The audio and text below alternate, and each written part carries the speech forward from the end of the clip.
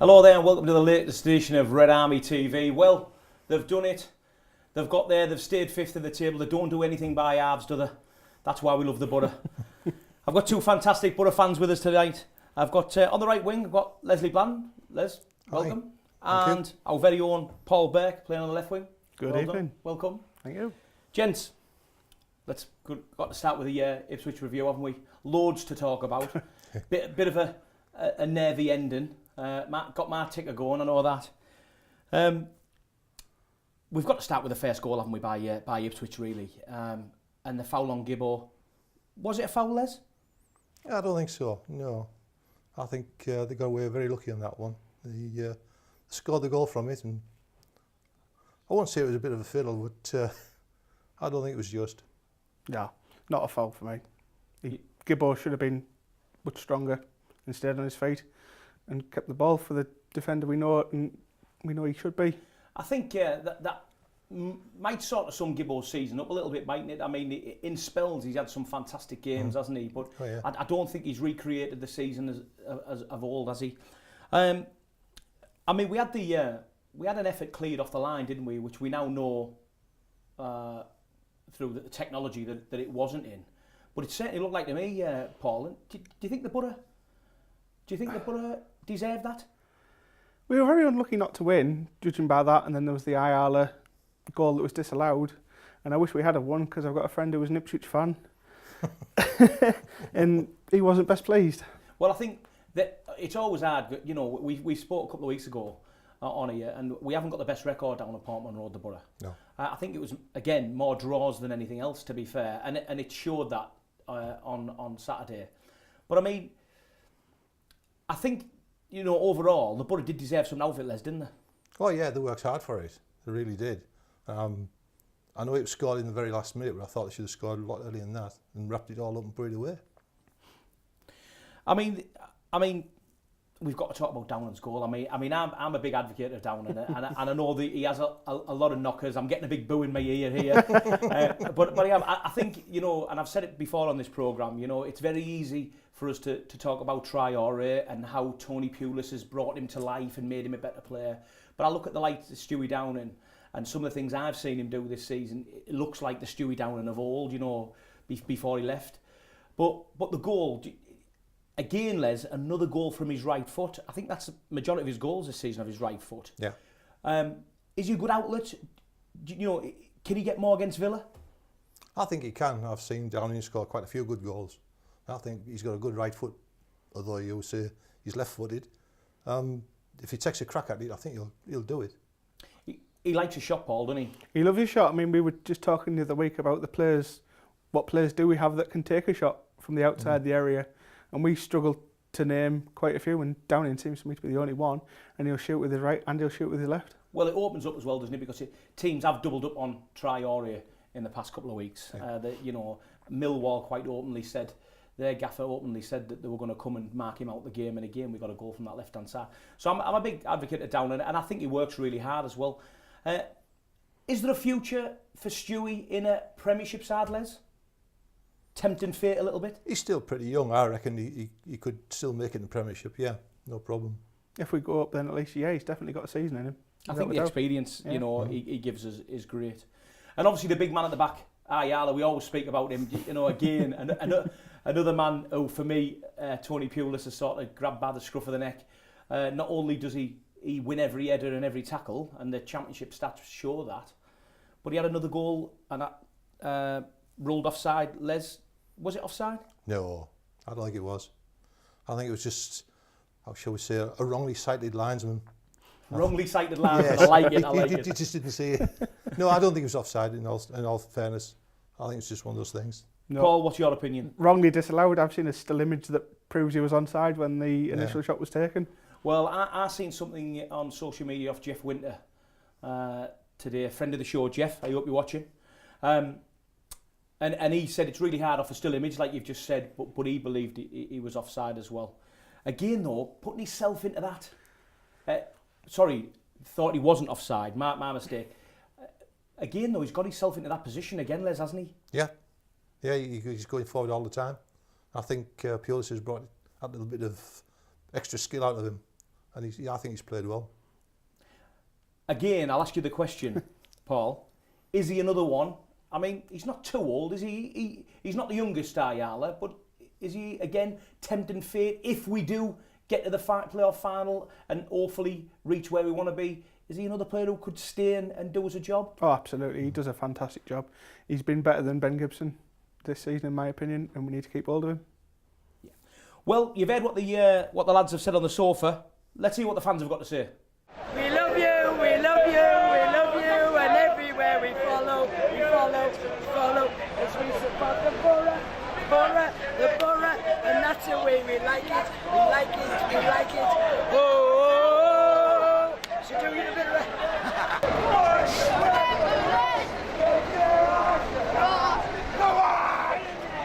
Come on! Wherever we'll be, we're going to win, believe!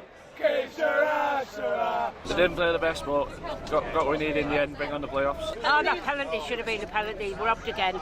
The referee should have got arrested while the police was stood there. We deserve that! There's a lot to be done. We play Villa. It's a lot of football. Bring Villa on. But we've had 3 games with Villa, and to be honest, there's not a lot between the two of us. So let's bring them on, see what happens. Not the best performance today, but we're building on to the semi-finals. Fancy us over 2 legs against Villa. Think over the 2 legs have been well, but Fulham are a good team. I think twice we played them this season at home, we battered them. I think I fancy us against anyone at the minute. Just consistency is the key. I fancy us against anyone. I'm going to get Tony Pulis on my backside. I was a big Gary Monk fan. I'll get slagged off for it, saying I was a Monk fan. But under Pulis, we've got the fight, we've got the desire. Losing there 1-0, we got back into it with dubious penalty maybe. 2-1 down, we got back into it again, and hopefully the fight, what we've got now, will take us through to Wembley, and hopefully the mighty Borough will going up. We're the Red and White Army! We're the Red and White Army! Well, the fans are all pretty upbeat there, as we are in the studio. Just had a message in from Daniel May as well. He says, up the Borough, come on, tickets purchased, ready to get that Riverside rock, and I hope it's a sellout, I really do. Fellas, we're going to move on to the playoffs. I mean, I've looked at a lot of media this week, and we aren't, we're right to say that we're not the favourites. Me personally, I don't think anyone wants to play as the form that we've had the last couple of weeks. But, Les, who do you think's favourites for the playoffs? In honesty, I like to see Middlesbrough do it. It's all right saying Villa or the other teams. No, I think we can do it. I can think we do it real well. Paul, I mean, there's some good teams, isn't there? I mean, you only have to look at Pulis, the experience Pulis has got, and Steve Bruce. I'd say we're not the favourites, which is a good thing. Everybody loves an underdog. I'd say the favourites were Fulham. I mean, Fulham have had an outstanding season. They've just dropped off at the end, haven't they? And I think you'll probably want to miss them. To be fair, we're going to come on and talk about the Villa game quite shortly. I mean, I think the Borough released 10,000 tickets to the public today on open sale. Do you think there'll be a sellout, Les? Yes, a really good opportunity. That's going to be 35,000 and bagging on the doors for more. I mean, I know it's on. Obviously, they're all the playoff games are covered on TV. Paul, do you think that'll affect it? No, not at all. If you're a Borough fan, you should be there, and you have to be there. We know what special Riverside nights can be like once we get the place rocking and bouncing. The only thing I would have liked is for us to have the second leg at home. See how we get on. That's the way to light it round, because we know how special an atmosphere can be, knowing what we have to do. Well, I mean, you are right there. I mean, the second leg at home gets us going. But I mean, it's a good... I always think back to the Villa game. I mean, for those fans who can remember it, right back to the 90s when we played in the ZDS Cup Northern semi-final. That was against Villa, wasn't it? 2-1, we beat them at home, Ayresome Park. 2-1 away. Can we do it again, Les? Yes, we've been playing very well away. And the second leg, I think we'll crack it. I mean, we've had 3 games against Villa. We know what their good points are. There's a certain Mr. Adoma who likes to score goals. Paul, is he going to come and try and spoil our party? He'll come and try and spoil our party, but I don't think he will. No. Well, I mean, I'm with you fellas. I mean, Albert's, I didn't want to see him go, but for me, he can score goals. Yeah. Whether he comes back and haunts us is another thing. Two very experienced managers. It's going to be, they're going to pit the wits, and they, you know, I think we've just got enough, to be fair. Well, join me and the lads on the sofa after the break. Join me in the second half.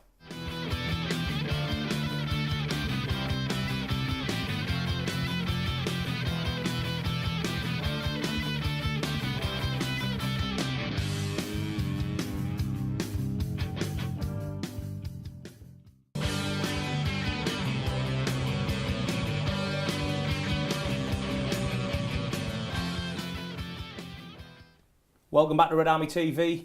I've got Les and Paul on the sofa with us. You've heard what we've had to say up to now. Here's Matt with the social media. Right after the match against Ipswich at the weekend, which sees us play off with Aston Villa. Here's what you've been saying on social media this week, starting off with John Hammett. He said, no room for being nice on Saturday. We have to make the Riverside loud and intimidating. It's our patch and I, for one, will scream my last breath if it brings us a win. In it together, Borough fans, no backward steps taken, bring it on, Borough. Ross Ayling, you've put Borough the favourites for me in the playoffs. Would have preferred them over two legs, in my opinion, as opposed to Derby. Derby is going to have a field day at Wembley if they make it. All that grass for him to stretch his legs in. I know he's one player, but what a player. Mark Motley, what will be, will be. This season was an absolute write-off until Tony Pulis came in and installed some organisation, teamwork and belief. Everyone to the Riverside on Saturday and let's roar them onto victory. Come on. And finally, Michelle Coleman, she's put, as a season ticket holder, I want to see the stadium full and bouncing on Saturday. I don't care if people are jumping on the bandwagon as long as they are supporting the Borough on the day. Right, keep your social media comments coming into us here at Red Army. Back to you in the studio. Thanks, Matt. Well, fellas, you know, even the social media's all upbeat, and that's what we like. We've got another message coming from Linda. Is it Linda Revell or Revel? Linda, she says, I'd rather be the underdogs than nothing's expected of us. Linda, I think I totally agree. Yeah. Gents, that's what we were talking about, weren't we? No pressure. No pressure. Because we're the underdogs, no one's expecting us to win, apart from maybe a stadium full of our fans. We're going to move on. I want to speak to one thing. We talk about hoodoo's in football. The Borough have been to Wembley a few times. Touch wood if we get there again. We've all touched wood. I don't think we've ever won at Wembley. We've had a draw. Yep. I know we won at Cardiff. We brought that big trophy home. But is that a hoodoo we can do without, Les? I think it's a hoodoo we can actually cure. We can do without it, but I think we'll do it. We've got to do it sometime. Why not this time? Paul? Don't look back. Just look forwards. Look at the games, what's coming up, and go from there. Now, 16, 17 games ago, I think Tony Pulis has been in charge. Someone out there will probably telling me I'm wrong, but it's round about that many. I don't think I was sat in the Riverside thinking that this season was going to finish like this. I thought it was going to be a damn squib, to be fair. And he's pretty much transformed it, you know. And I was one of these people thinking, Tony Pulis, is he going to play boring football? And now we're going to do, you know, I'm thinking to myself, can we do anything with him? Has he transformed our season, Les? Yes, he's given them a lot of confidence. He's used people that have been, I won't say down and out, but they've certainly been down in confidence, and he's brought them right out, and they're playing like a house on fire. Yeah, I think he can do it. There's no, you know, we've already spoke, Paul. We are the team in form, aren't we? How much is that down to Tony Pulis? That's totally down to him. He deserves a lot of credit for what he's done for us. Personally, I thought we'd have just missed out on the playoffs, but I'm glad we're in there. I'd like to see us do it, and I hope we will. And I've never seen us score so many goals from set pieces.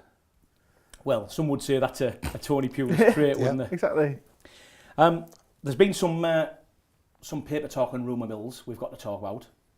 Seen a headline, I don't know whether it was Sunday or Bank Holiday Monday, saying Adama Traore, 30 million Chelsea. Now, anytime that the Borough have a decent player or someone on form, Chelsea are going to buy them.